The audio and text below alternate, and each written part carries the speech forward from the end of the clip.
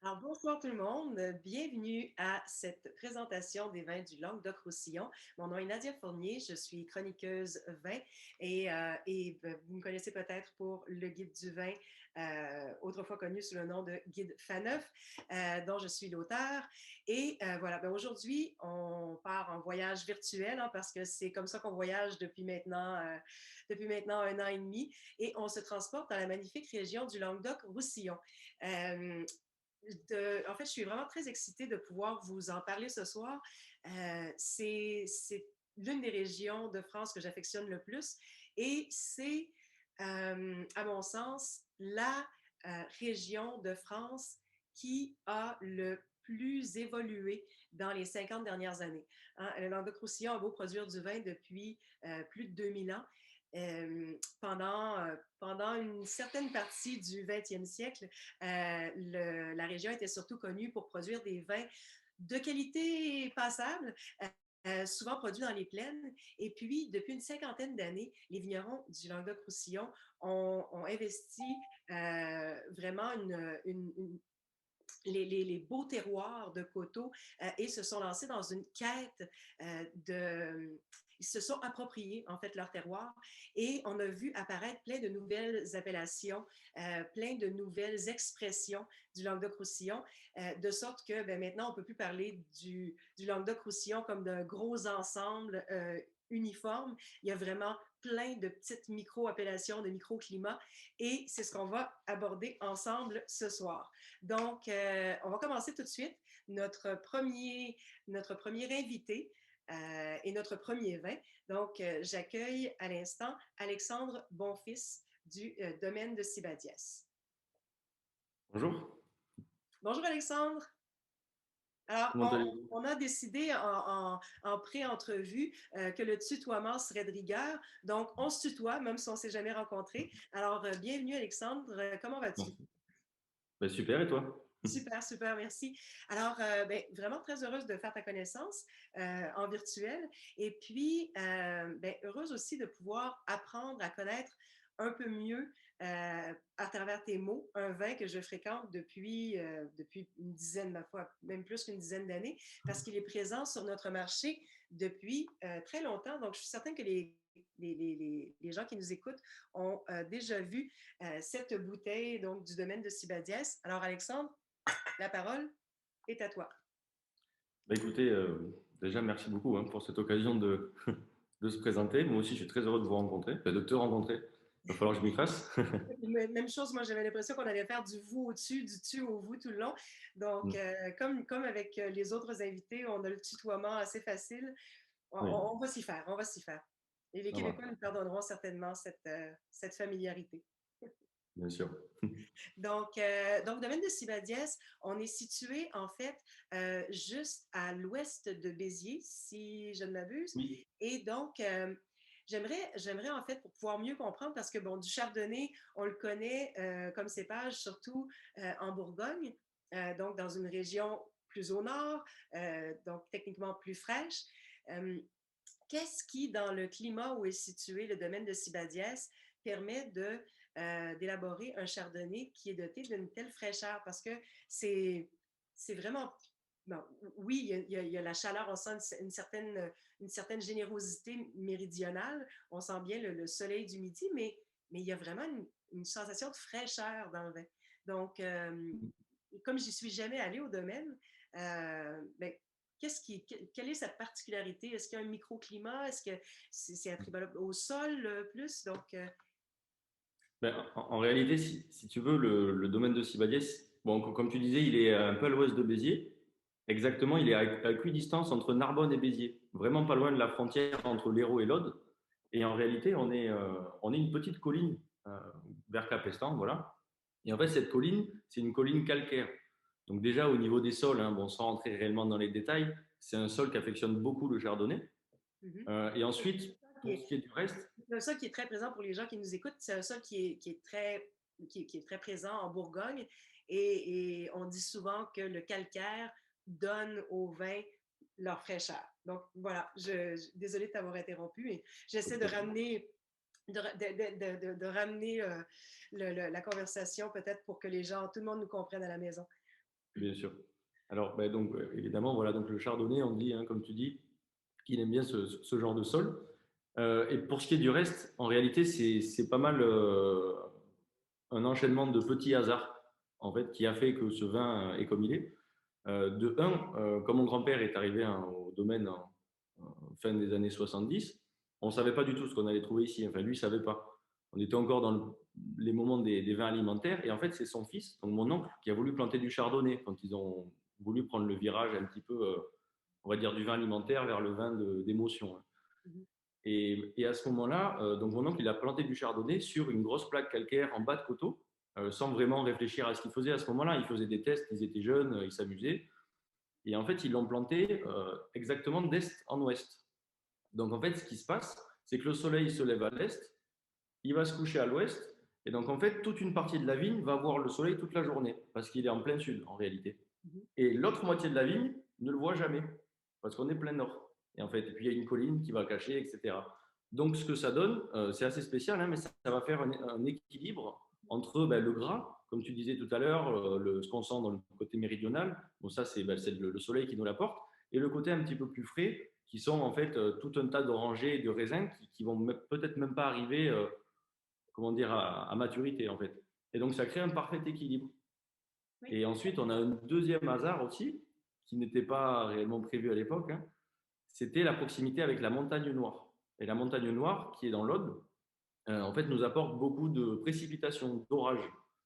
Voilà. Et donc, à Sibadiès, il pleut beaucoup. En fait, c'est une colline qui va arrêter, sous une chose que je ne saurais pas vraiment expliquer, hein, mais la colline va arrêter comme les nuages, va faire une espèce de barrière naturelle pour ce qui va être derrière, mais nous, on va profiter pleinement de la pluie, en réalité. Donc, ça va. Et probablement le système atlantique, donc les vents chargés d'humidité arrivent depuis l'océan Atlantique, traversent vers l'est et puis les précipitations tombent sur le versant ouest de la montagne Noire, ce qui explique que vous avez plus de précipitations en moyenne que les Mm. autres secteurs situés juste à côté, en fait. Exact. Exactement. Et j'aime beaucoup cette expression que tu as employée tout à l'heure. J'allais te vous voyez, mais cette expression que tu as employée des vins alimentaires. Et ce que je disais en introduction, c'est exactement ça. On est passé du vin comme une commodité où les gens achetaient du vin comme on achète de l'huile d'olive et à un produit, sans dire de luxe, mais à un produit peut-être un peu plus noble qui plutôt que d'être juste une expression de raisin fermenté, traduit le goût d'un lieu. Et je trouve vraiment que c'est ce que vous avez réussi à faire avec le chardonnay à Sibadiès. Si on avait planté du chardonnay à une quinzaine de kilomètres de là, plus à l'est, où c'est plus chaud et où il y a moins de précipitations, sans ces sols calcaires sur des sols d'argile, on aurait eu une expression complètement différente. Donc, c'est là le génie des vignerons qui vont mettre en valeur leur terroir, en fait, c'est de choisir quoi planter en fonction de ce que la nature nous offre. Et donc, Exactement.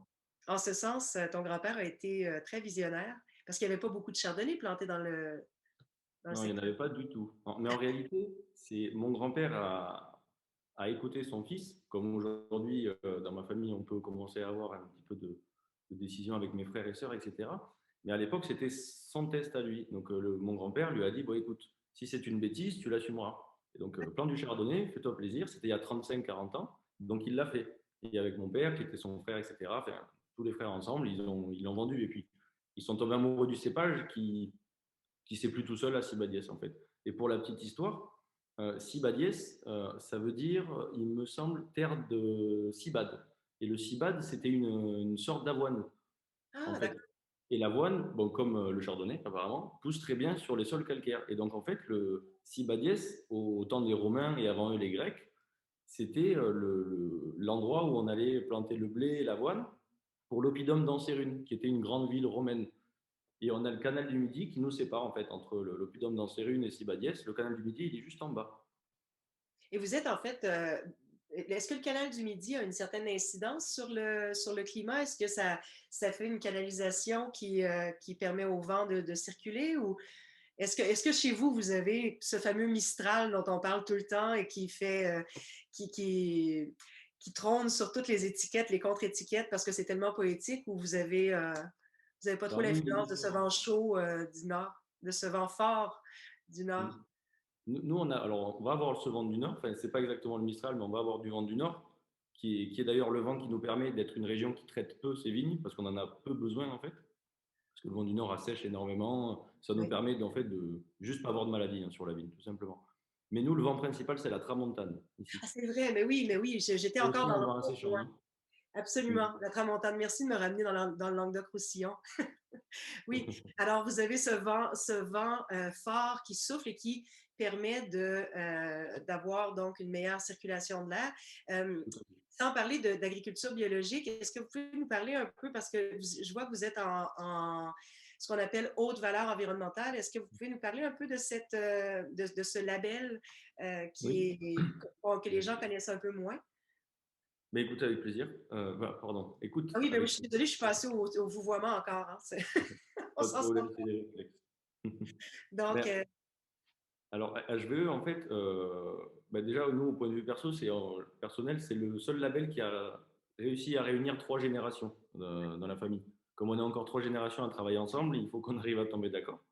Et en fait, ça nous a mis d'accord parce que c'est un label qui prend en compte beaucoup de points. Alors évidemment, on parle de biologie, on va parler d'un respect de la vigne et de l'environnement, mais on va aussi parler d'un respect de la biodiversité en général. C'est-à-dire que ça va passer par des points comme la fertilisation des sols pour pouvoir créer une vie sur le sol, au pied des vignes ou tout simplement autour. On va aussi avoir comment dire, des volontés de créer de la biodiversité. Donc on va replanter ou justement protéger une certaine végétation qui est typique de chez nous. Bon, ça peut plutôt être que tout un... pour que les gens comprennent, plutôt que d'avoir que de la vigne, donc une monoculture de vigne Oui. qui peut fragiliser un peu l'environnement et faire en sorte qu'on a plus de prédateurs, donc des insectes c'est ça. Dans le fond, la vigne devient plus vulnérable aux insectes si elle est seule, alors que cette biodiversité crée une compétition naturelle. Est-ce que je résume à peu près bien ou? Oui, oui, exactement. Ben, il y a ce côté-là, puis il y a aussi le côté de aussi vouloir comment dire, garder le maximum de diversité dans notre entourage. En fait, on vit sur les domaines. Comment on vit en Languedoc la plupart du temps, c'est que les vignerons vivent sur leur domaine. Donc forcément, on est au milieu de notre travail. Et si demain, on plante que de la vigne et on ne compte que sur la vigne, on n'ira pas très loin en réalité. On a besoin des oiseaux, on a besoin des escargots, on a besoin des lapins. Vous voyez, les lapins de Garenne qui ont disparu, mon père rêve de les revoir courir dans les vignes. Donc en fait, aujourd'hui, on va remettre en place certaines plantes que eux mangent et en font leur nourriture. On va des fois accepter de perdre quelques plantiers qui sont des toutes petites vignes, toutes jeunes, pour qu'ils puissent les manger. Enfin, plein de petits détails qui font qu'on veut une biodiversité au niveau de la faune et de la flore. Et pour ça, ça va passer par de la fertilisation, une irrigation un petit peu plus réfléchie, puisque l'idée, c'est de ne pas assécher les nappes phréatiques, ne pas assécher les sols, ou justement ne pas les noyer, parce qu'il peut y avoir de la vie dans le sol et une irrigation trop importante, ça peut noyer n'importe quel être vivant. Parce que donc HVE tient aussi en compte aussi la gestion des eaux usées, la gestion de Exact. l'irrigation. Par contre, vous pouvez utiliser, vous avez le droit d'utiliser les produits de synthèse, Oui. mais le label encourage à limiter au minimum. Mais c'est Alors, pas. en réalité, c'est le cas d'urgence. En réalité, si c'est un besoin de faire un traitement, après, on ne va pas parler comment dire, des produits très, comment dire, qui vont faire peur. On ne parle pas de pesticides trop puissants, ce genre de choses. Ça va plus être du sulfate de cuivre ou ce genre de produit. Alors, sulfate de cuivre, je ne vais pas expliquer ce que c'est, hein, mais grosso modo, c'est une barrière que nous, on a contre certaines maladies. Mais on va l'utiliser en cas d'urgence. Pour te donner un exemple, cette année, on a eu 8 semaines de tramontane. Donc pendant 8 semaines, on n'a pas eu besoin de sortir le tracteur une seule fois pour traiter, tout simplement. Mais si demain je vis une année très mauvaise, on peut s'octroyer le droit, oui, de sauver la récolte comme ça. Mais en même temps, c'est une récolte perdue, c'est toujours parce que ça coûte pas moins cher en eau, en émissions de carbone si on perd la récolte. Hein. On a les mêmes Oui. émissions de carbone, donc autant sauver la récolte tant qu'à avoir cette empreinte écologique.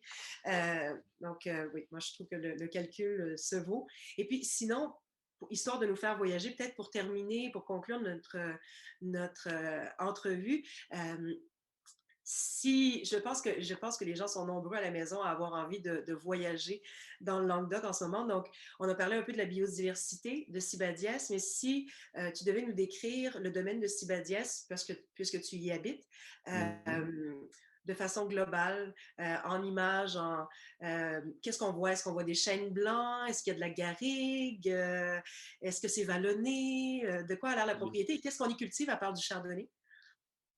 Bah, écoutez, il y a un peu tout ça, tout ce que vous dites. Ben, là, en fait, devant moi, là, derrière l'ordinateur, j'ai le canal du Midi. En plus, bon, il y a eu un petit problème sur les platanes, donc ils ont commencé à pousser un peu de platanes. Donc, on voit vraiment le canal maintenant. Ensuite, devant, il y a beaucoup de cyprès, beaucoup de pins. Et puis, bon, là, c'est les couleurs de l'automne, donc toutes les vignes ont viré au jaune-rouge, voire tombé. Et donc ensuite, c'est vachement vallonné, exactement comme tu disais, puisque comme je te disais, on est sur une espèce de colline qui va surplomber les alentours. Et la seule colline qui va être à peu près à notre niveau, c'est l'Oppidum d'Anseru. Donc ça fait un peu de Toscane française, en fait. On a un peu l'impression d'être dans les photos de la Toscane dont on s'imagine. Et voilà, donc des vallons et une grande vue. Et quand il n'y a pas beaucoup de nuages, on voit les Pyrénées au loin et le Canigou. Voilà. C'est le Canigou qui est la plus haute montagne en fait, des Pyrénées. Ben, Oui, alors la plus haute, je ne sais pas, je ne m'y connais pas tant que ça. la plus haute des Pyrénées orientales. Oui, Ça, il me semble. Oui. d'accord. Ouais. Et puis, qu'est-ce que vous cultivez à part du chardonnay, sinon, au domaine de Sibadiès? Alors, ben, on a pas mal de plantes aromatiques, mais alors ça va être plus d'un point de vue personnel, hein, ça va pas être pour le commerce, la commercialisation ou quoi que ce soit, c'est pour nous. On a un peu de tout, on a tout ce qui est légumes, hein, aubergines, poivrons, tomates, etc. On aura des fraises, bah, après on a des légumes de saison, je veux dire.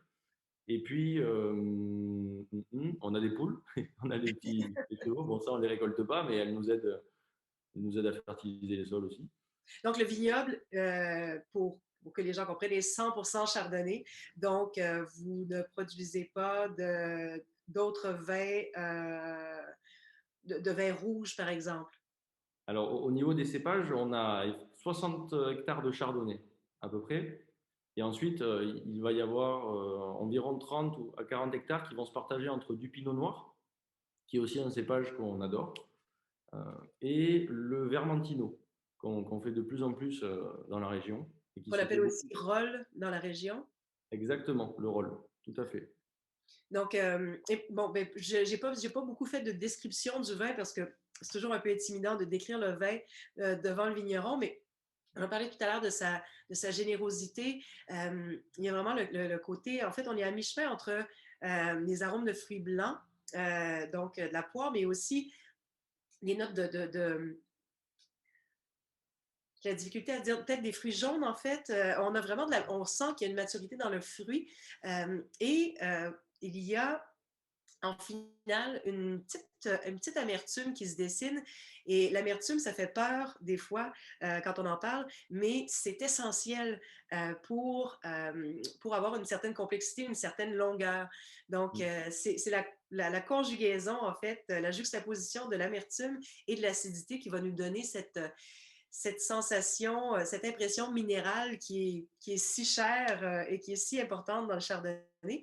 Donc, en gros, je dis bravo parce que c'est très abordable hein, à la SAQ. Est-ce que vous l'avez de mémoire, le prix de vente, Alors, Alexandre? Parce que je viens de repasser au vouvoiement. vers le 15 euros, entre 15 et 16. 15 dollars, pardon, et 16 dollars. Voilà, donc très abordable. Un vin pour les amateurs de chardonnay, plus en élégance qu'en qu'en opulence. Et puis, avec peu ou pas d'arômes boisés. Donc, vraiment, très, très belle découverte. Je suis certaine pour plein de gens qui se joignent à nous et qui le dégustent pour la première fois. Donc, à moins que je me trompe, je pense que ça va être le temps de nous dire au revoir. Et puis, ben, ce sera un plaisir quand on pourra à nouveau voyager, Alexandre, de te recevoir au Québec et puis de pouvoir trinquer ensemble. Oui, Et puis c'est ce que je faisais. peut-être, qui sait, d'aller faire un tour dans le Languedoc pour vous visiter au domaine de Sibadias. Eh ben, avec grand plaisir. Ce serait un Merci plaisir. beaucoup et bonne Merci à soirée. vous. Merci à toi. Bonne soirée. Bye. Alors, ben, on poursuit la visite dans le Languedoc. Je me sers à l'instant un verre de Source of Joy, produit par la maison Gérard Bertrand. Et pour nous en parler, j'ai un petit peu de difficulté à contrôler, voilà, pour nous en parler, j'invite Nicolas Galli, qui s'occupe de la maison des vins de la maison Gérard Bertrand pour le marché canadien, mais qui est aussi lui-même fils de vigneron de cinquième génération, en fait, dans la région du Roussillon, même région que Lionel Lavaille, qui va se joindre à nous ensuite. Donc, Nicolas, bienvenue. Bon matin, Ben bonjour, oui, ben oui, ça va? bonsoir, en fait. Bonjour.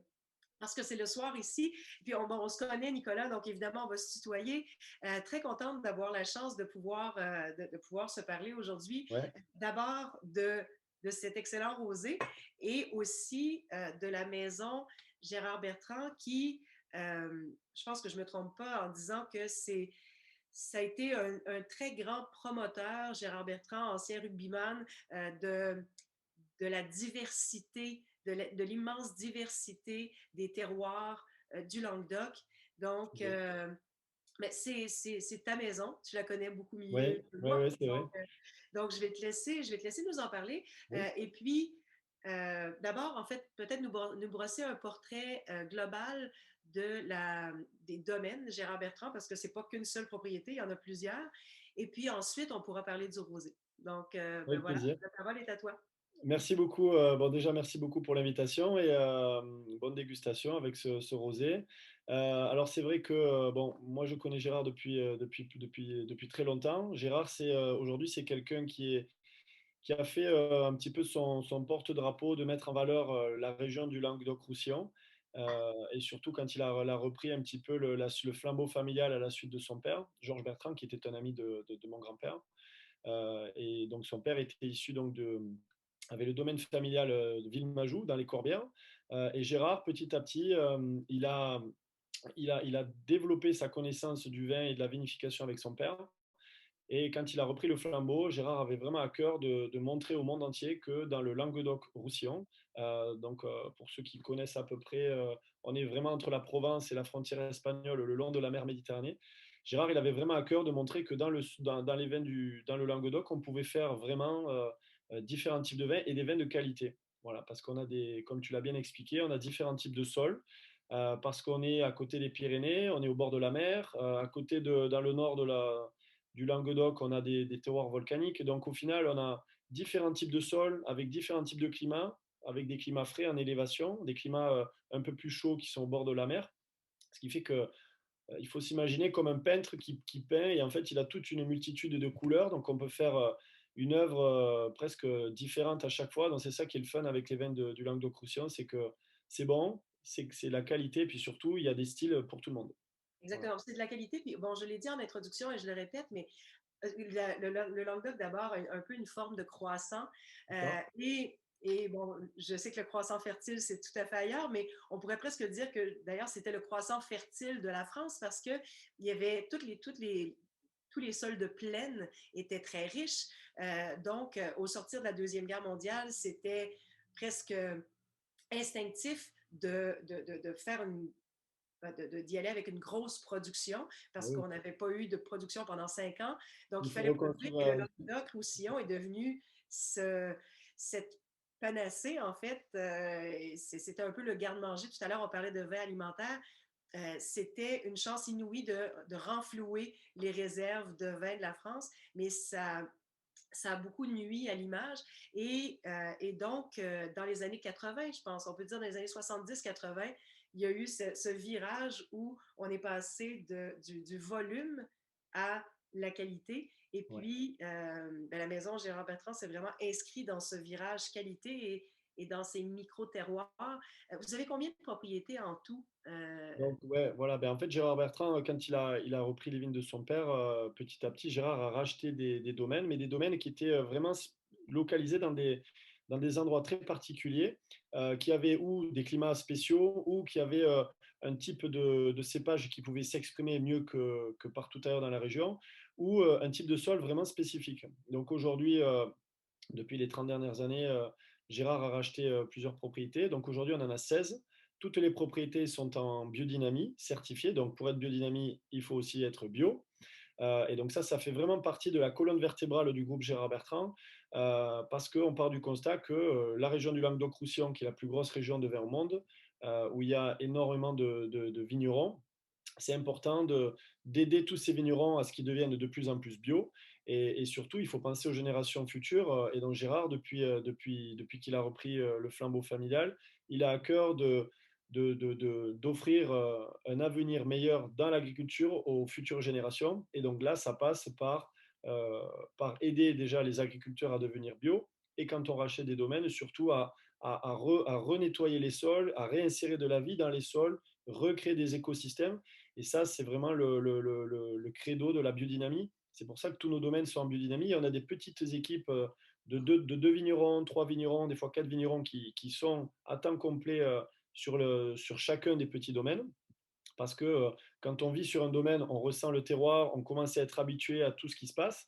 Et donc, on a aussi des personnes qui travaillent avec des mules. Donc, la mule, pour ceux qui ne savent pas, c'est le croisement entre le cheval et l'âne. Donc, en fait, ça permet de travailler les sols beaucoup plus en précision. Sans Et les compagnies. tous les jours, ce qui fait qu'on a des sols beaucoup plus souples et qui sont beaucoup plus oxygénés. Donc, il y a plus de vie. Donc, la plante vit, on a un plus beau fruit. Et au final, on peut faire des vins de grande qualité où le terroir s'exprime à 100%. Je veux revenir sur le fait de la biodynamie et à grande échelle parce que c'est donc combien de propriétés? 16 propriétés au total? On a 16 propriétés, ce qui représente à peu près aux alentours de entre 900 et 1000 hectares certifiés en biodynamie. Parce que souvent, on a cette idée que grand, c'est forcément mauvais et petit, c'est toujours mieux. Mais je pense qu'il faut le répéter, puis on ne le dira jamais assez souvent. Quand une petite propriété de 3 hectares se convertit au bio, à la biodynamie, c'est bien. Mais quand c'est fait à si grande échelle, ça a un impact énorme. Donc, le fait que M. Bertrand ait décidé d'emboîter le pas à l'agriculture biologique et à la biodynamie, euh, sert, j'imagine, de locomotive pour plein de vignerons en fait, du Languedoc-Roussillon, de Ouais. se dire, ben, s'ils sont capables de le faire à si grande échelle, je ne vois pas pourquoi on ne serait pas capable, nous aussi. Donc, Ouais. je pense que c'est une incitation à faire mieux, Oui. puis un incitatif à faire mieux, puis on peut juste saluer cette démarche.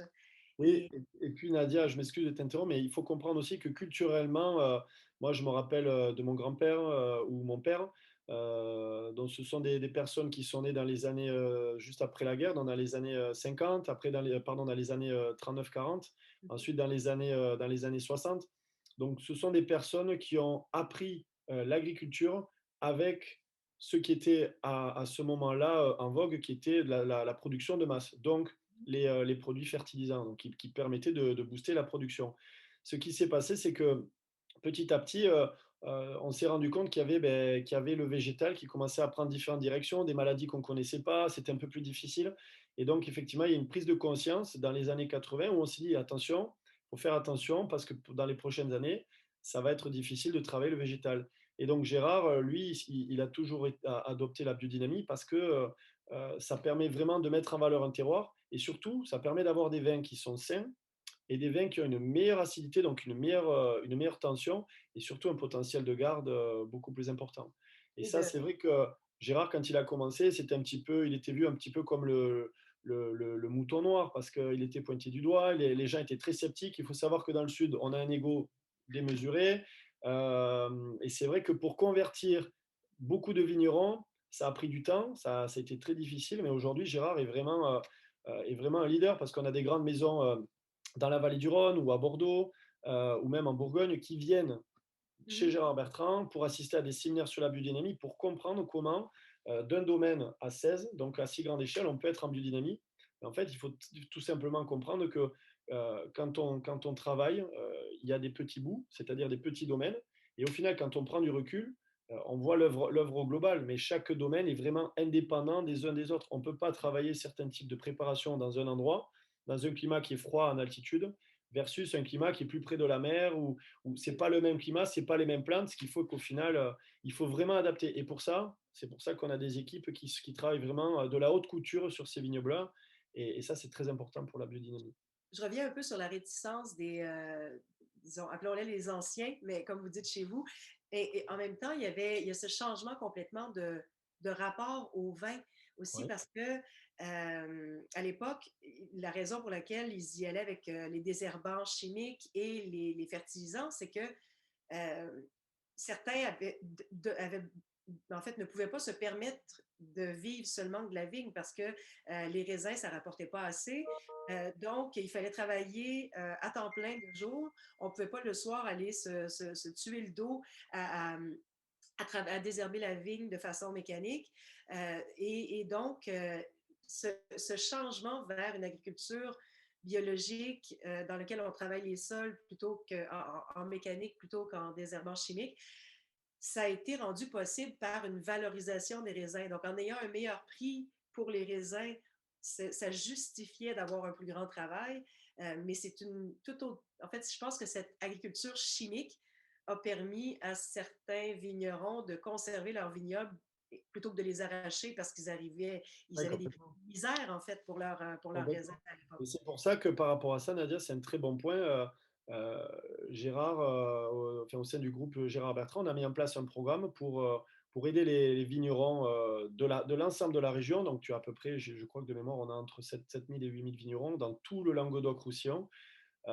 Aujourd'hui, il y a une dizaine d'années, on a créé un programme pour pouvoir convertir ces vignerons à ce qui passe du conventionnel au bio. Et donc, pour ça, donc, on les aide, on leur donne un incitatif sur plusieurs années où on les aide à devenir bio. Et avec ce profit qu'ils font, ça les permet d'enchaîner cette transformation pour devenir bio. Mais quand on imagine que le Languedoc-Roussillon, c'est le plus gros vignoble du monde, ça représente presque un vin sur trois en France consommé, c'est énorme. Donc là, on se dit que c'est vraiment le défi d'une vie de convertir la plus grosse région de vin au monde en bio. Et ça passe vraiment par un travail de tous les jours, passionné, et surtout d'être bien entouré, et surtout de montrer que ça marche. Donc le bio, c'est une chose, mais surtout la biodynamie, c'est beaucoup plus facile quand on a son propre vignoble, parce qu'on peut aller encore plus en profondeur dans le détail de la transformation. Mais Voilà. c'est un peu comme avec la photographie, en fait, le côté admiratif. On n'a pas le choix avec la biodynamie d'être attentif à tout ce qui se Complètement. passe parce qu'on ne Exactement. peut pas se permettre autant de faire du curatif. Ouais. On travaille un peu sans filet. Donc, ça force à être conscient de l'environnement dans lequel La on... nature envoie des signes, donc il faut être capable de les lire, et pour les lire, il faut être en connexion avec le terroir. Et ça, c'est important. Donc, de reconnecter l'homme avec son terroir. Et là, on parle du terroir, mais moi, j'apprécie vraiment. On est au mois de novembre, on est à la mi-novembre, il fait froid Ouais, et on boit un verre de rosé. ça. Et ça me plaît vraiment beaucoup parce que, bon, certaines personnes n'aiment pas ça, mais moi, je suis pour la désaisonnalisation du rosé. Ouais, ouais, J'en bois à l'année. En ce moment, c'est la saison des huîtres. Je trouve qu'un bon rosé ouais, salin, minéral avec des huîtres, c'est magique. Je pense que ça peut, quand on manque de soleil, ça peut ramener un peu de soleil dans c'est notre ça. vie. Et je trouve que j'ai jamais compris, en fait, je comprends la mode du rosé pendant l'été, mais si on peut boire du blanc à longueur d'année, pourquoi on ne Ouais, pourrait pas boire du rosé à c'est longueur vrai. d'année? C'est un très bon Donc, point. très heureuse que tu puisses nous présenter le Source of Joy. Donc, c'est un vin d'appellation plutôt générique, en fait, Languedoc. Ouais, Donc, tu vas nous parler un peu de l'aspect terroir ouais. derrière, Oui, derrière alors ce ça, c'est type un de rosé. terroir. Parmi les rosés qu'on peut trouver donc au Québec, on a le gris blanc qui est à l'SAQ, on a le Côte des Roses. Le gris blanc qui est essentiellement focalisé sur le grenache, donc ça donne un rosé pâle avec de la pogne. Ensuite, on a le Côte des Roses Grenache Syrah Cinsault qui donne un côté un peu plus complexe. Et ensuite, on a le Source of Joy, donc qui est une importation privée, qui est une base de grenache, de Syrah et de Cinsault. Alors moi, je me rappelle quand mon père m'expliquait les assemblages, quand j'étais dans le laboratoire, qu'on faisait un peu notre poutine interne, comme on dit au Québec, on prenait souvent le grenache, parce que le grenache, ça permet pour les personnes qui écoutent et qui ne sont pas forcément habituées à comprendre l'art d'assembler un vin, il faut imaginer comment on construit une maison. C'est-à-dire qu'il y a toujours des fondations pour bien tenir la maison. Donc, dans un assemblage dans le sud de la France, le grenache, c'est un raisin, surtout le grenache gris. C'est une peau un peu rose, mais quand on le presse, ça donne un jus transparent. Donc, en général, le grenache va donner une couleur pâle, mais surtout, ça va donner la pogne, donc le côté, la structure, le côté puissant. Ensuite, la syrah, quand on la rajoute avec le grenache, ça va donner un petit côté poivré, un petit côté un peu plus complexe en termes de saveur, et surtout, ça va donner une couleur, la couleur un peu plus rose. Et ensuite, on termine souvent avec le cinsault. Et le cinsault, c'est vraiment le cépage magique dans les rosés. C'est pour ça qu'on trouve tant de cinsault dans les rosés, parce que ça va permettre d'harmoniser complètement la grenache et le syrah ensemble. Ça fait comme un liant, comme quand on cuisine et comme un jaune d'œuf. Le jaune d'œuf va venir créer le liant dans la recette. Et bien, c'est un petit peu la même chose, sauf qu'en plus de ça, le cinsault va donner un peu plus de fraîcheur et un peu plus d'acidité. Pour le Source of Joy, on a pris une petite partie du rosé qu'on a fait vieillir dans des barriques, ce qui est rare pour des rosés, parce que en le faisant vieillir dans des barriques françaises neuves, ça va donner un petit côté un peu plus onctueux, un peu plus ce côté un peu plus crémeux au vin, ce qui fait que le Source of Joy, c'est vraiment un rosé gastronomique, un rosé premium, comparé aux autres rosés qu'on pourrait avoir par exemple à la SAQ. Ça, c'est vraiment un rosé qu'on peut apprécier par exemple avec des huîtres au mois de novembre ou au mois de décembre. Voilà. Et Et au corrige-moi si niveau, je me trompe, pardon, corrige-moi si je me trompe, je suis un peu enrhumée en ce moment. ouais, C'est la joie de la. il faut boire du rosé alors, ça va. Voilà, mais je sens pas très bien. Est-ce que je devrais percevoir du bois au nez parce que je le sens pas? Je Alors, sens l'onctuosité, mais au ouais, nez. ouais. Alors le bois, non. C'est très léger parce que quand tu fais un rosé, en général, il y a deux critères majeurs que tu vas avoir dans un rosé, c'est-à-dire du fruit et de la fraîcheur. Donc si tu as trop de bois, tu n'auras pas trop ce fruit. Donc ça va être un rosé lourd. Donc nous, on a pris juste une toute petite partie du rosé qu'on a fait vieillir dans des barriques pendant quelques mois, mais juste à peine pour donner ce côté crémeux et onctueux qu'on décèle dans la bouche. Au nez, c'est très subtil, on va plus sentir ce côté fruit parce qu'on est sur l'appellation Languedoc, mais ce rosé-là vient essentiellement du cœur du Languedoc, dans la région de l'Hérault, où on va être sur deux types de sols, donc des sols calcaires et des sols de schiste. Le sol calcaire, en général, ça va donner la fraîcheur, la minéralité, cette belle pointe d'acidité quand on goûte qui fait saliver. Donc ça, c'est ce qu'on appelle la minéralité. Donc ça, c'est ça, le sol calcaire, ça aide énormément. Et ensuite, on a un autre type de sol, c'est le sol à base de schiste. Dans le schiste, ça va donner le côté complexe, le côté un petit peu plus, le côté corps, le côté pogne. C'est souvent l'aspect du schiste et des grenaches. Voilà. Donc, on n'est pas trop, mais plus en bouche, tu auras le bois. Et tu vois, tout à l'heure, je disais rosé de terroir et c'est pas une vue de l'esprit. Ouais. La région de l'Hérault, en fait, ce fameux petit secteur dans la partie est du Languedoc, un peu dans le nord Vers du Montpellier, pour ceux qui écoutent le live, qui sachent un peu, Languedoc, voilà, la capitale un Hérault, peu à l'ouest de Montpellier. Donc, vous avez vraiment, ça a vraiment été et corrige-moi si je me trompe, mais le cœur de la renaissance ouais. qualitative du Languedoc avec plein d'acteurs comme Émile Guibert, comme évidemment, je me souviens plus du nom, juste parce que Monsieur de la Grange des Pères, qui a été Oui, oui, un grand excellent, ouais, très grand, prisonnier, ouais. et Olivier Julien aussi. Donc, il y a eu plusieurs grands artisans qui ont redonné leur noblesse, leur lettre de noblesse au vin du Languedoc dans l'Hérault. Et c'est pas un hasard, il y a vraiment une particularité, une complexité dans les vins de cette partie nord. Et je trouve qu'on retrouve, là je l'ai dit dans le dernier vin, mais cette, moi j'adore l'amertume dans les blancs, et surtout dans les blancs et dans les rosés. Pour moi, un rosé sans ces petits amers en fin de bouche, Ouais, c'est un rosé qui tombe à plat, qui manque de ouais, longueur. Et là, on peut vraiment parler d'un rosé gastronomique parce qu'il ouais, y a cette amertume noble, que j'aime dire en fait, par opposition à une amertume végétale qu'on va retrouver ouais. dans un thé vert. Donc, on a vraiment une amertume noble qui fait saliver et qui donne envie de passer à table.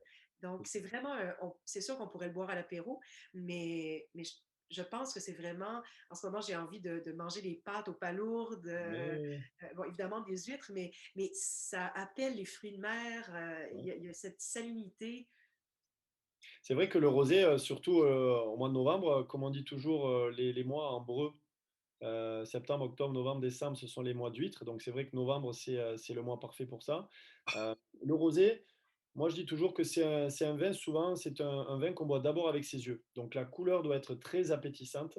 Euh, et ensuite, quand on le goûte, bien sûr il faut que ça nous plaise.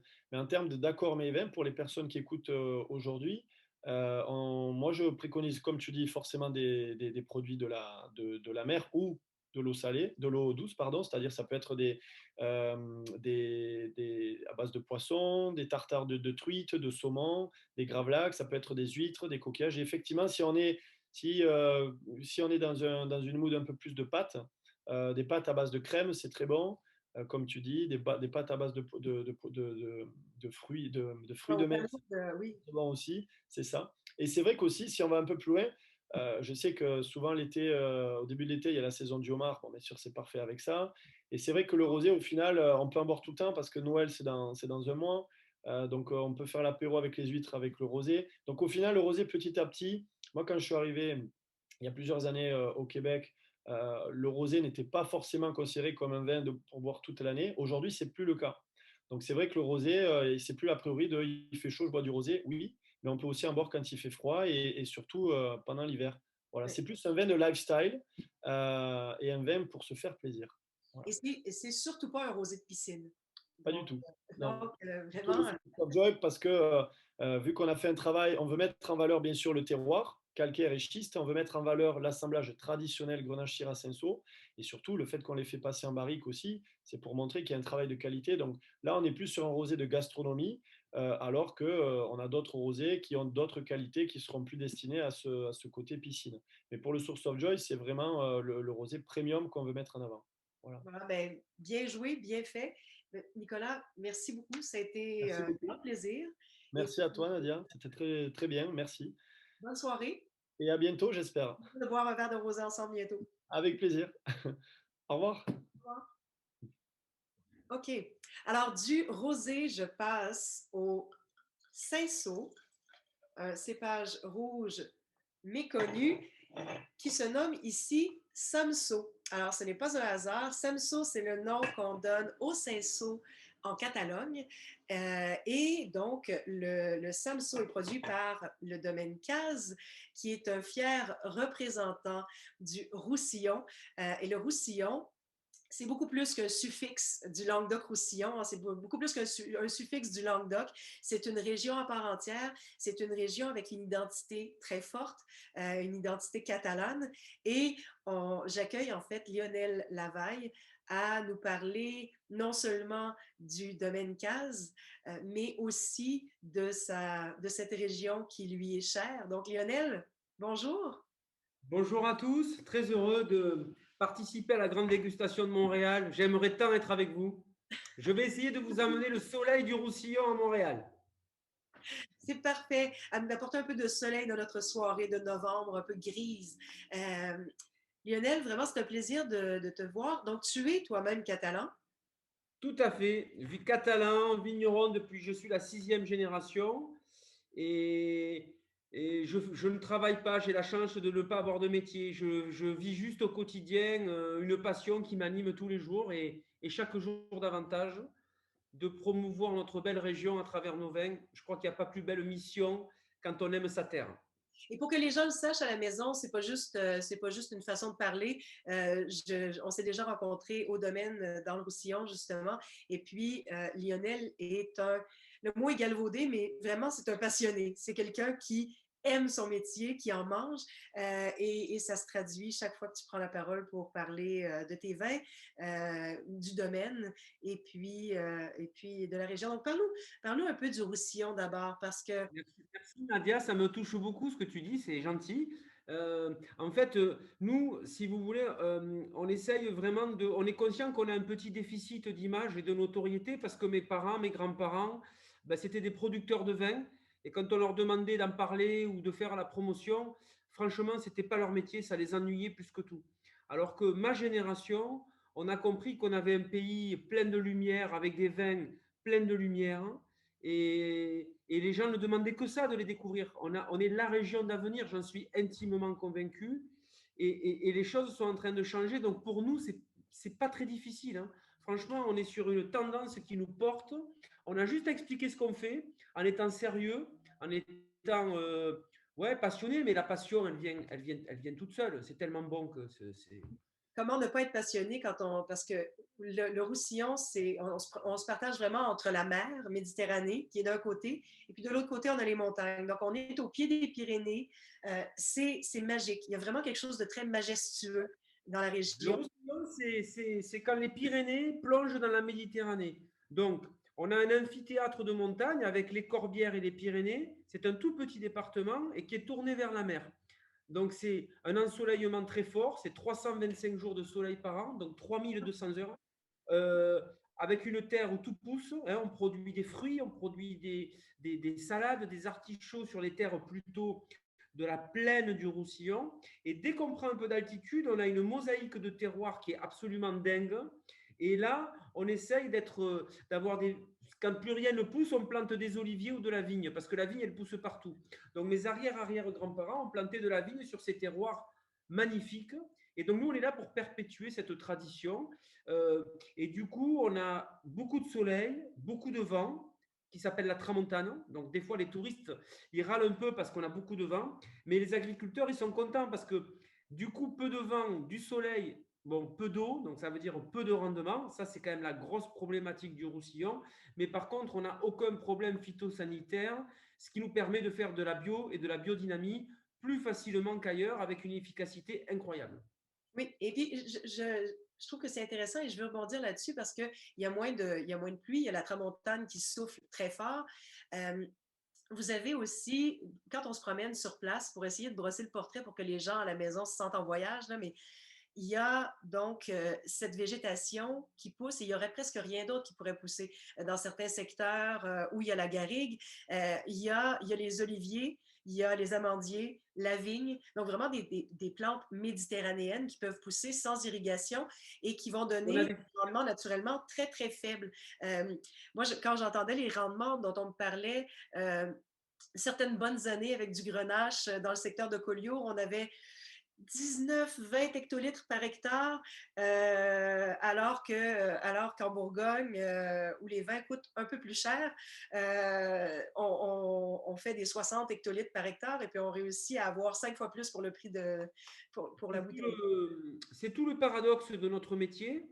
On n'est pas dans une région très chère et très connue, alors qu'on produit peu. Donc on fait pas. Moi, j'ai pas le sentiment de faire le même métier qu'un vigneron très célèbre de Bourgogne ou de Champagne. On fait pas le même métier. Nous, on est des petits paysans. On travaille nos terres. Je dis pas qu'on n'en vit pas, mais on vit pas dans le même monde, hein. C'est comme des gens qui jouent au Paris Saint-Germain et des gens qui font du football dans leur quartier, qui s'amusent tous les jours. Voilà, on ne vit pas dans le même monde. En tout cas, nous, on a ces petits rendements, mais qui nous permettent de faire de très grandes qualités. Et surtout, on fait de la biodynamie depuis 25 ans. Et le résultat de 25 ans de pratique biodynamique sur nos plantes et sur nos sols nous permettent d'être paradoxalement moins impactés par le stress hydrique, par le réchauffement climatique que les vignes conventionnelles qui ont des toutes petites racines. Nous, on a des systèmes racinaires plus profonds, on est moins sensible au stress hydrique et nos rendements sont certes bas, mais sont plutôt stables dans le temps. Et donc, le réchauffement climatique pourrait laisser à penser que nos rendements vont tomber en dessous de 15 ou de 10 hectolitres. Non, on va rester autour des 20 ou des 25 hectos. C'est certes très bas, mais c'est normal parce qu'on a des vignes centenaires. Et donc, des vignes centenaires, elles ne peuvent pas produire plus. À nous de tirer la quintessence de ce fruit et de faire nos plus beaux vins. Voilà. Et donc, ces vignes centenaires, elles plongent leurs racines dans. Est-ce que vous avez, chez Casse, vous avez des schistes? Oui. Alors, chez Caz, on a le Roussillon, comme je te disais, c'est vraiment une mosaïque de terroirs. Donc, on a plusieurs propriétés. Alors, nous, on produit tout ce qu'on vend, hein. Moi, je suis vigneron. Je ne vais pas acheter du raisin ailleurs. Donc, j'achète des parcelles que je sélectionne. Nous avons des parcelles sur Maury, nous avons des parcelles sur la Tour de France, ça c'est les hauts terroirs de la vallée de la Glie. Nous avons des parcelles évidemment à Rivesaltes. Donc là, on est plutôt sur du crest, des marnes granitiques sur la Tour de France et du schiste sur Maury. Et après, on a une très belle propriété qui est le Claude Poli à Port-Vendre, donc sur l'appellation Collioure et Banyuls. Et là, c'est vraiment du schiste, mais du schiste brun, avec une très grosse influence maritime et avec des vins d'une élégance, un côté iodé. Bon, Collioure, quoi. Collioure, c'est la magie de la Méditerranée. Quand on dit une très forte influence maritime, il faut imaginer Collioure. J'ai le souvenir de la route quand on arrivait au domaine Cazes et on voit vraiment les vignes qui sont à flanc de coteau et juste en dessous, il y a la Méditerranée. Donc, Il y a les dernières souches arrivent vraiment presque au bord de la mer. Donc tous les matins, on a des embruns maritimes et les vignes sont léchées par ce sel. Donc on retrouve sur les baies des raisins, les embruns marins laissent vraiment une salinité. Et c'est cette salinité qu'on va retrouver dans les vins et qui vont donner de la hauteur, de l'élégance, de l'acidité sur les rouges. Et alors sur les blancs, on va avoir une précision, une minéralité du schiste et des embruns marins. Bon, il n'y a plus que le poisson qui frétille dans l'assiette pour que l'association fonctionne parfaitement, quoi. et là, on parle de Collioure, mais il faut qu'on parle en substance de ce vin qui, je crois, est assez nouveau sur le marché. Sur le marché Alors, québécois, c'est assez nouveau. oui, Et c'est Samso, c'est un petit coup de cœur. En fait, avec mes équipes, on aime bien se retrouver, faire des petites grillades. On est dans une équipe très familiale. Et souvent, après les vendanges, on allait sélectionner quelques cuves pour accompagner notre grillade. Et la cuve de Cinsault, qu'on assemblait par le passé avec le reste, nous amenait un petit côté gourmand, friand, qu'on avait plaisir à boire. Et donc, il y a 2-3 ans, j'ai dit, mais bon sang, gardons cette cuve à part, travaillons sur des degrés plutôt faibles, parce que finalement, je suis comme mes vins, je prends la bouteille, et en vieillissant, je m'aperçois que j'ai tendance à boire des vins de plus en plus légers. Et grâce à la biodynamie, on a des vins avec beaucoup plus d'acidité. Moi, les vins trop extraits, trop concentrés, franchement, ils m'ennuient un peu. Donc, du coup, juste pour illustrer aux gens à la maison, quand on parle de légèreté, on est ici à 11% d'alcool. c'est 11%. très faible dans le Roussillon. C'est Dans le Roussillon, on fait des vins habituellement autour des 14-15 degrés, hein. La maturité phénolique, elle est plutôt à 15 chez nous. Et là, on est à 11 seulement. Et le prochain millésime que nous venons de vendanger, il sera même à 10 et demi. Et c'est la par beauté contre, du on a quelque Cinsault. chose de très mûr, très gourmand. C'est là toute la beauté du Cinsault qui est, contrairement au Grenache, qui est très alcoolifère, qui va produire beaucoup de sucre avant d'arriver à maturité phénolique.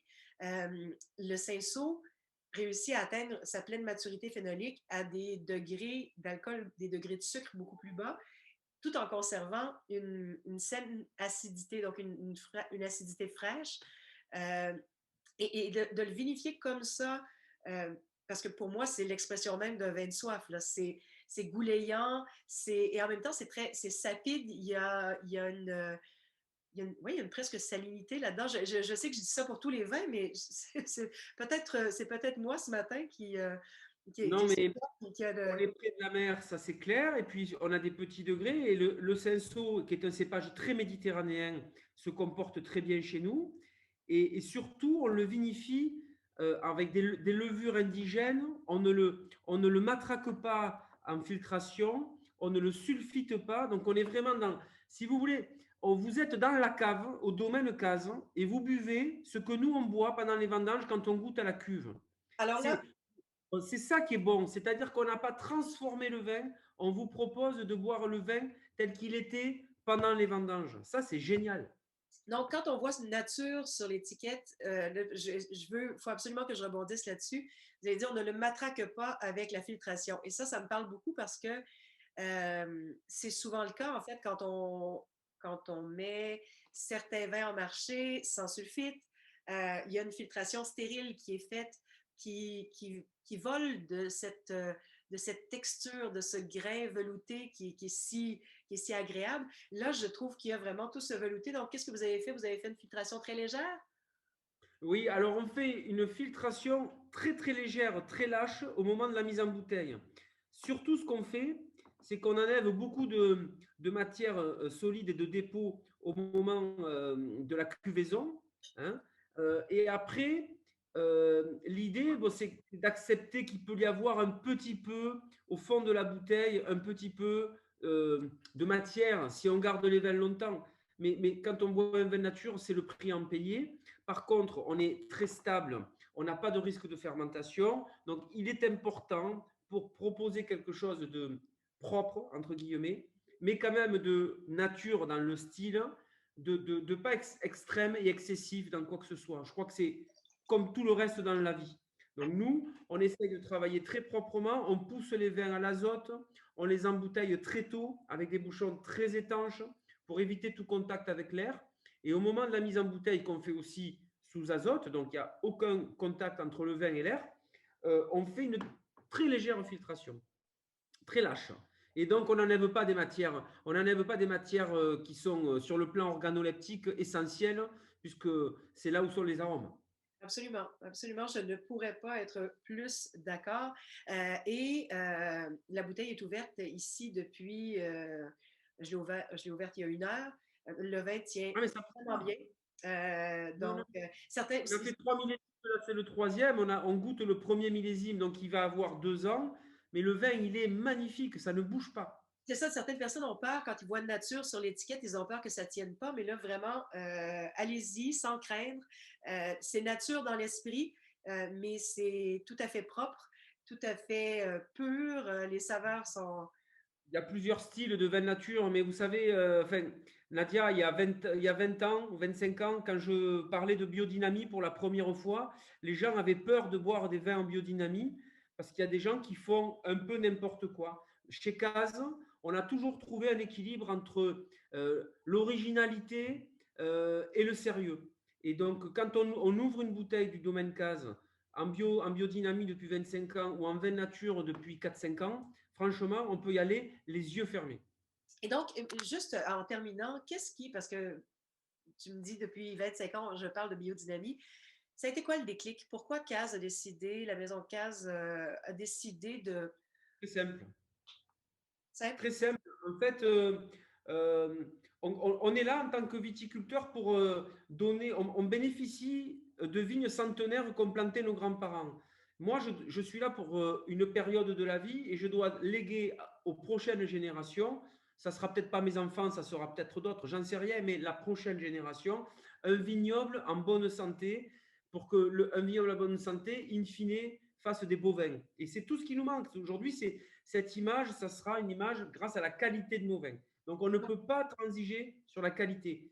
Mais avec, dans les années 90, tout ce qu'on a fait avant en agriculture chimique dans les années 80 ou 70, eh bien, en 90, on s'est rendu compte que nos sols étaient totalement morts. Nos plantes souffraient, nos vins perdaient leur originalité, la notion de terroir, on l'avait beaucoup moins.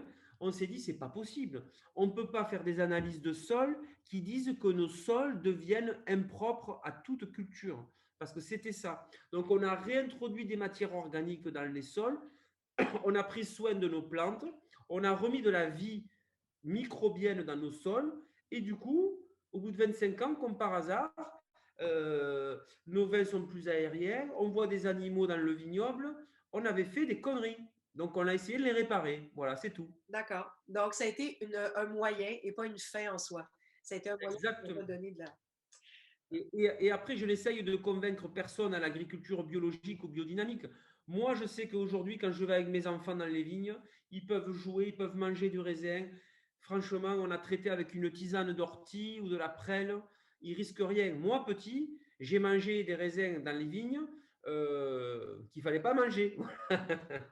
Donc, les vins, Il ne fallait pas passer après des traitements. non, Et donc, non. c'est combien d'hectares au total, Domaine Caz, pour savoir à quel point cette. Ah, c'est grand, c'est 230 hectares. C'est surtout, c'est pas la taille qui compte, c'est 230 hectares d'un seul tenant. Parce que comme on a beaucoup de vent avec la tramontane, on ne peut pas avoir un vignoble morcelé en biodynamie avec un voisin qui met du chimique.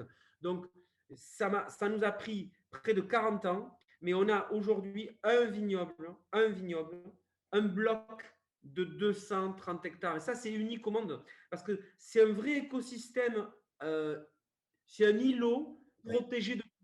Et ça nous permet vraiment d'aller loin sur les pratiques biologiques et biodynamiques. Et Voilà. de contrôler les paramètres extérieurs, en fait, qui peuvent nuire à votre biodiversité et à cet équilibre si fragile et si précieux. On n'a pas des méchants voisins qui nous envoient des produits chimiques.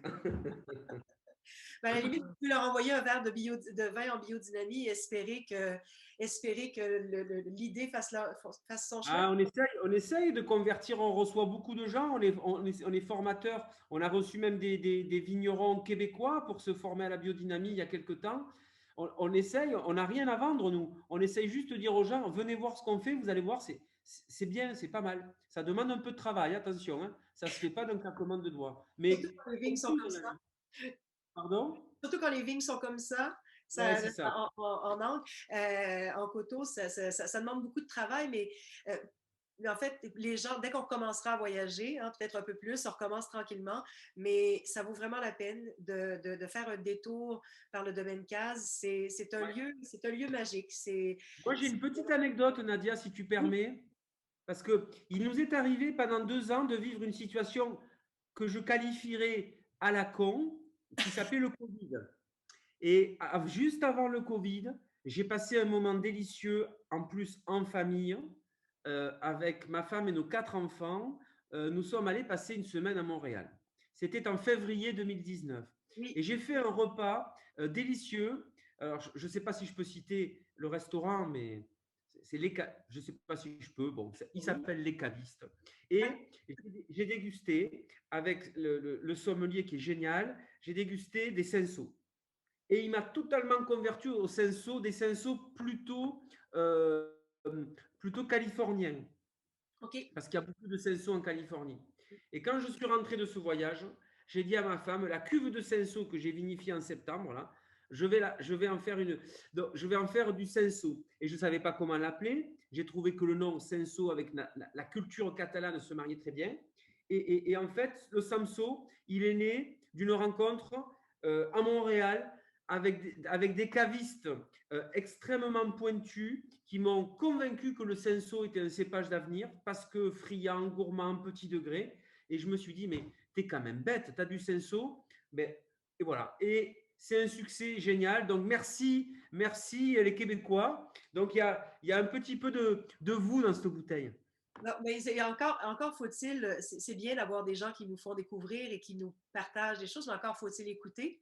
Donc, prends un peu de mérite. Bravo d'avoir reconnu. Et puis, très heureuse qu'il y a un peu, il me semble, il goûte encore meilleur soudainement ce Samso. De savoir C'est mon vin de tous les jours. Je crois que ce soir, je vais boire un petit Samso. Alors, question pratique, Lionel, avant qu'on se quitte. Oui. Il est en importation privée, il est à la SAQ. Est-ce que les gens peuvent se le... Non, il est en importation privée pour l'instant seulement. Alors, un petit il mot aux fonctionne. gens de la SAQ, hein, ça pourrait faire un très bon vin en succursale. Malheureusement, je ne suis pas acheteur à la SAQ, mais je ne saurais que les encourager à faire profiter du Samso les Québécois. Oui, mais je pense que les Québécois ont une grande soif de vin rouge, plus léger et goulayant, mais fort en caractère, comme ce Samso. Donc, merci beaucoup, Lionel. C'était un plaisir. Merci à vous. Et merci pour ce bon soleil. J'espère à bientôt. Hein, parce que nous, on est tactile dans le Sud. Alors moi, j'ai envie de faire des bisous, de prendre les gens dans mes bras. Donc... Bien, ben alors, à bientôt dans le Roussillon ou à Montréal. Allez, passez un bel hiver et buvez du Caz. Bye bye. Bye. Alors, là, j'aurais pu tricher et faire semblant pour le gars des vues que je me servais tout juste un verre du prochain vin qu'on va déguster en compagnie de notre prochain invité, le Mas de Lunès. Mais dans les faits, je me le suis servi il y a déjà 1 heure pour lui permettre de s'ouvrir dans mon verre. Et donc, on a parlé déjà depuis le début de l'évolution au cours des 50 dernières années de la grande région du Languedoc-Roussillon. On vient de parler du Roussillon avec avec Lionel Lavaille. Et là, on va avoir la chance de terminer cette rencontre sur les vins du Languedoc-Roussillon avec l'une des plus grandes ambassadrices et certainement quelqu'un dont la famille a été un acteur clé de ce développement qualitatif et de cette exploration des terroirs du Languedoc. Donc, Brigitte Jean-Jean, Brigitte, c'est tellement un plaisir de pouvoir terminer cette rencontre avec toi. Bienvenue. Je sais que le Québec te manque, même si tu y étais il Oui, n'y a pas si longtemps, tu y étais il y a un mois et demi. absolument. Mais en tout cas, Nadia, c'est un honneur de partager ce moment avec toi et je te remercie pour ton invitation. Oui, alors, Brigitte, tu es une amoureuse du Québec. En fait, tu y viens depuis, je veux pas, 30 ans, 35 ans, 40 ans. donc, tu y viens pour faire des sports d'hiver, tu y viens en été, les gens te connaissent, t'aiment, t'apprécient, te saluent dans les salons, te prennent dans leurs bras, te font des câlins. Donc, cette histoire d'amour, elle date de longtemps et je pense qu'elle est, en fait, pas je pense, je sais qu'elle est tout à fait réciproque. Donc, les Québécois t'aiment autant que tu aimes les Québécois. Et j'aimerais, comme on n'a pas eu la chance, toi, tu as eu la chance de venir au Québec, récemment, mais il y a beaucoup de Québécois qui rêveraient de pouvoir retourner dans vos propriétés. Fais-nous rêver, transporte-nous un peu dans les différentes parcelles de terroir que la famille Jean-Jean a magnifiées, acquis et magnifiées au cours des dernières décennies. Alors, déjà, bon, comme tu disais, moi, je fais partie de la 6e génération d'une famille de vignerons. Les vignobles Jean-Jean ont été créés en 1870. Donc, on a acquis durant toutes ces années 9 propriétés. On va parler de la première qui a été acquise en 1936 par mon grand-père et mon arrière-grand-père, qui est le Mas de Lunès. Après, et le château Valoussière qui est juste au-dessus. Puis, on a aussi le domaine de Pives, que vous connaissez tous, 47 hectares en sable. Hein. Vous êtes des amoureux de ce vin et je vous en remercie. Donc, Puis pour on a le ça, le domaine de pif, c'est le pif gris, le fameux pif gris qu'on trouve dans toutes les SAQ et sur presque toutes les tables du Québec. Tout à fait, ouais, exactement. Et depuis maintenant une bonne 9 ans, quoi.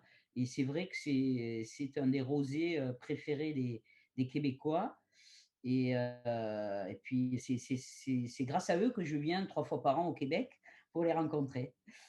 Et puis, nous avons aussi le domaine de Fenouillet en terroir de schiste, en Faugère, qu'on a introduit aussi il y a quelques années à la SAQ, qui est un produit Faugère sur du schiste à base de syrah, de grenache et de carignan. Après, nous avons le Mas Neuf. Position aussi, la Faugère, il faut le dire, parce que peut-être que tu es trop modeste, mais vous faites l'un de mes vins blancs préférés du Languedoc sur ce terroir de schiste, donc à Faugère. Donc, un excellent vin blanc aussi, qui est disponible malheureusement pas assez souvent à la SAQ, mais qui est disponible à l'occasion. Donc, À l'occasion, c'est fait à base de marsanne et de roussanne. Et c'est vrai, on est très peu de vignerons. Tu sais, le Fougère, c'est une des plus petites appellations du Languedoc, c'est 2000 hectares. Et on est très peu, je crois qu'on est 6 vignerons à faire du blanc. Et on fait le domaine de Fenouillet Hautecombe, pardon, qui est effectivement à la SAQ. voilà. Désolée, je t'ai Ah, interrompu.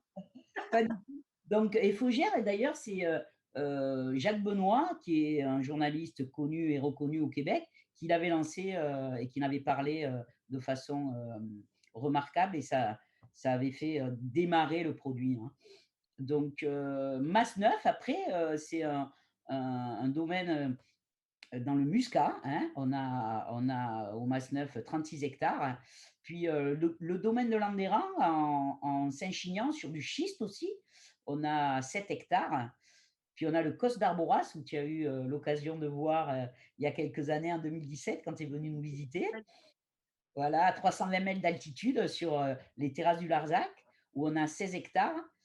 Puis on a acheté dernièrement 4 hectares en Picpoul de Pinet, où on fait un grand vin blanc qui s'appelle le domaine des Terres Blanches. Et puis notre dernière acquisition, qui j'espère un jour tu goûteras, c'est le domaine des Rocs en Pic Saint-Loup. On a 13 hectares.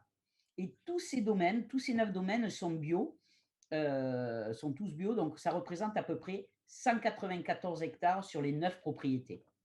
Donc, tout en bio. Et la conversion s'est faite à partir de quand? Alors, à Mas-de-Lunès, la conversion, ça fait plus de 15 ans. Ça fait longtemps que le Mas-de-Lunès, le Château-Valoussière et le Pive, c'est depuis, on a fait la conversion en 2008, puisqu'on a été bio en 2011. Donc, tu sais, les conversions, c'est 3 ans. Et après, et les dernières, cette année, en 2021, il y a 3 domaines qui n'étaient pas bio l'année dernière et qui sont bio cette année. C'est le domaine des terres blanches, c'est le Landéran et c'est le domaine de Fenouillet. Donc D'accord. maintenant, tout est bio à partir du millésime 2021. Bravo, bravo. Et est-ce que ça a été, vous êtes propriétaire, donc il n'y avait personne à convaincre, mais parmi les employés, est-ce qu'il y avait des gens qui étaient un peu frileux, pour reprendre une expression bien québécoise, à l'idée de changer les façons de faire ou ça s'est fait tout naturellement? Non, ça s'est fait tout naturellement. Tu sais, il faut protéger notre terre, hein, il faut protéger surtout aussi les gens qui y travaillent, protéger notre terre et notre territoire et protéger les consommateurs qui boivent nos produits. Donc tout le monde, était derrière ce projet et continue à l'être, quoi. Et tu as vu, bon, parce que tu es quand même assez jeune, tu n'as pas vu autant que ton père évoluer, tu n'as pas vu la transition des années 60, mais tu as vu par contre l'essor de certains terroirs comme celui des terrasses du Larzac, qui étaient euh, avant très peu connus. On connaissait le Larzac pour les révolutionnaires, les causes syndicalistes, euh, Exactement. mais mais le Larzac a mis peut-être un peu plus de temps à être connu, au moins à l'international. Euh, Est-ce que, évidemment, je reviens au Cos d'Arboras parce que j'y étais, mais cette propriété, vous l'avez acquise en quelle année On l'a exactement? acquis maintenant il y a 7 ans.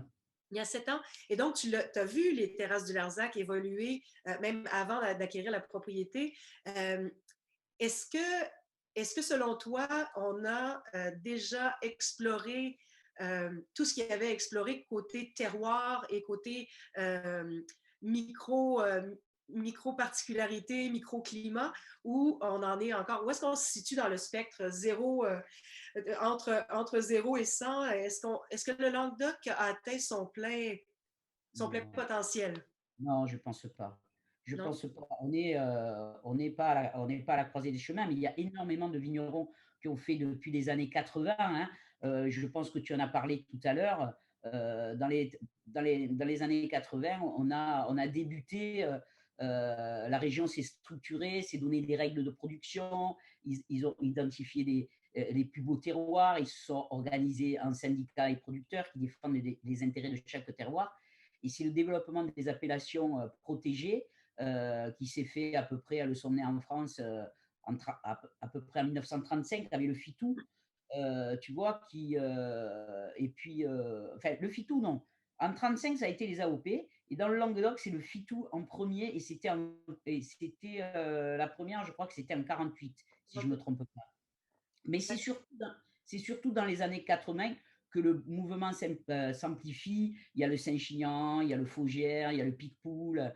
Et après, c'est aussi l'époque des vins de pays, en 87, qui va permettre le développement des vins de cépage et avec des cépages qualitatifs et plus internationaux pour faire face à la concurrence étrangère et séduire de la nouvelle population plus jeune, quoi.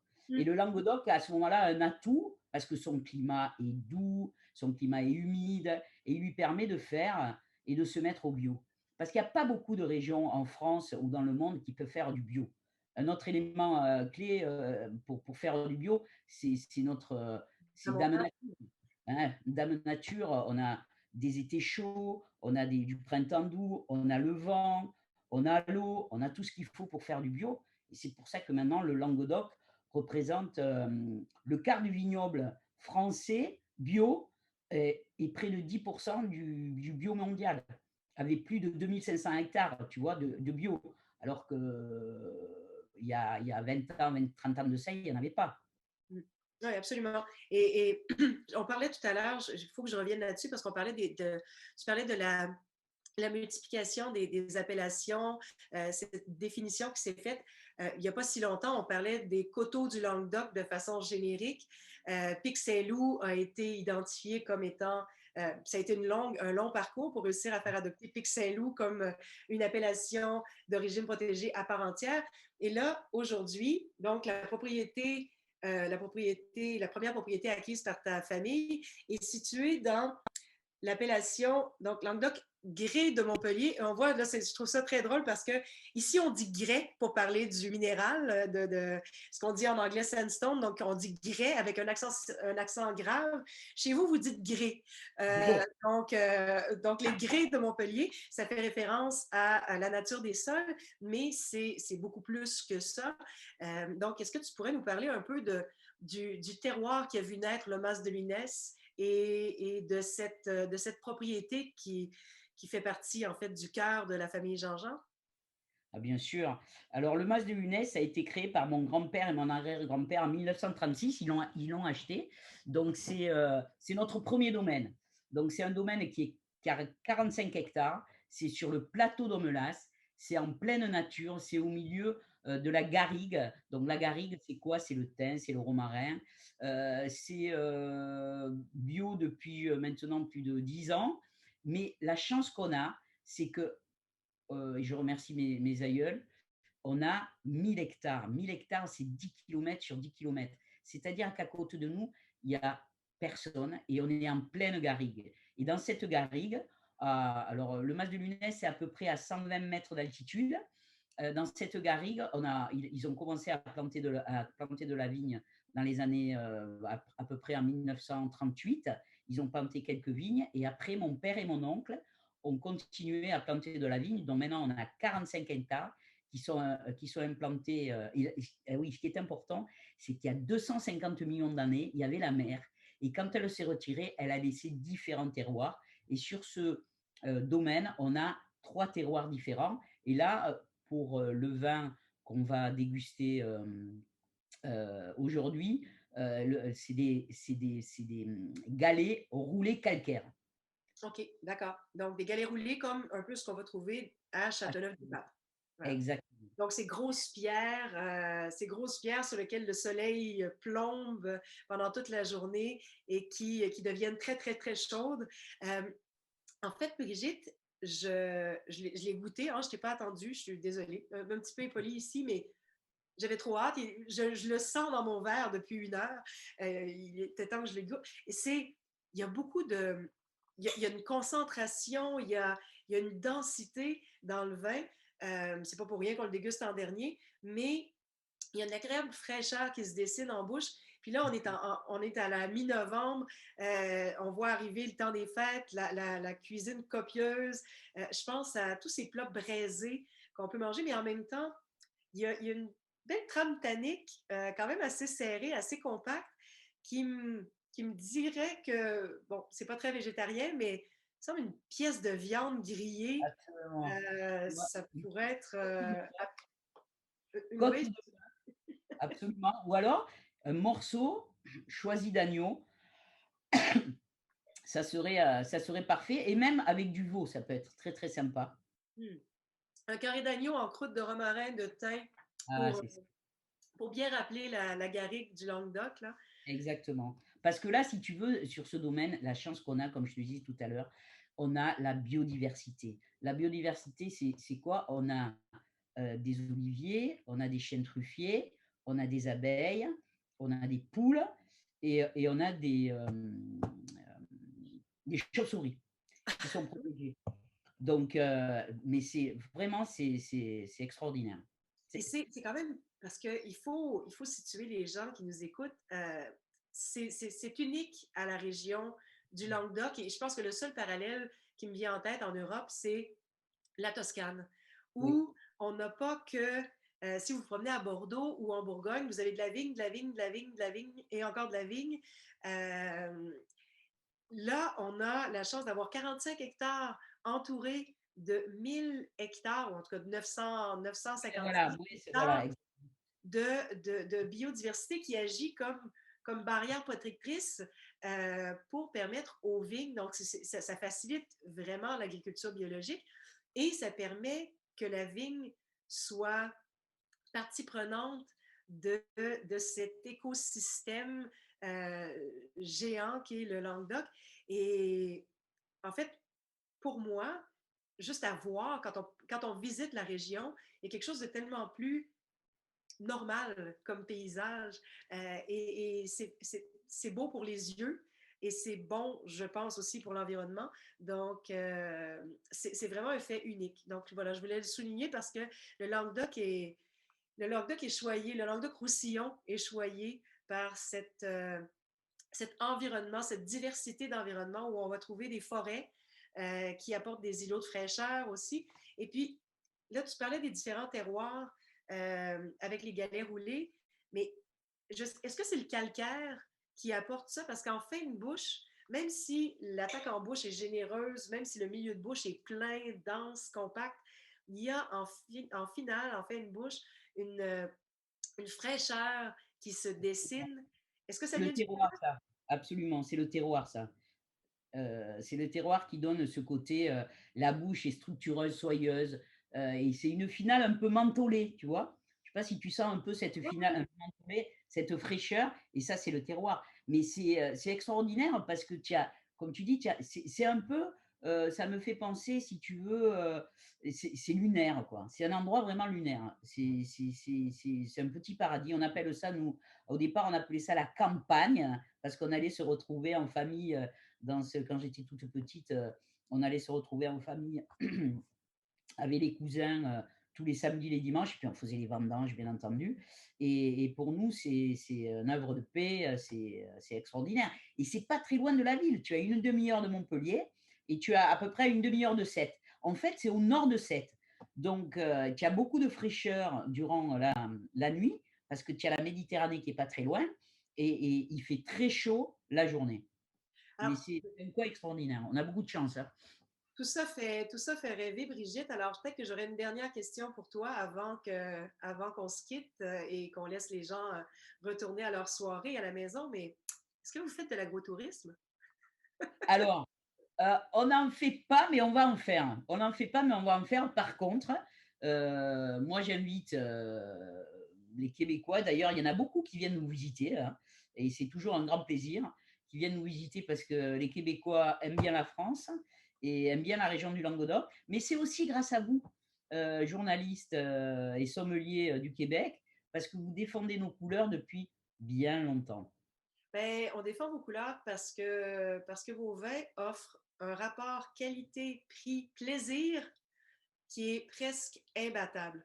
Et le Exactement. plaisir est vraiment important dans l'équation parce qu'on se fait vraiment plaisir. Comme moi, ce soir, je me suis vraiment fait plaisir. J'ai recraché parce que je voulais me rendre jusqu'à la fin, mais là, j'ai 4 bouteilles et je pense que je vais très bien manger, je vais très bien boire ce soir. Brigitte, merci pour tu es toujours tellement généreuse. Merci pour ta grande générosité. Et Avec c'est grand toujours un plaisir. plaisir de te voir en virtuel et en vrai. Donc, en attendant de pouvoir, de On se, pouvoir... on se voit cet été, Nadia. Exactement. Merci. Et puis, au Bye revoir tout le bye. monde. Merci d'avoir passé la soirée avec nous. Avec Santé! grand plaisir. Merci à vous.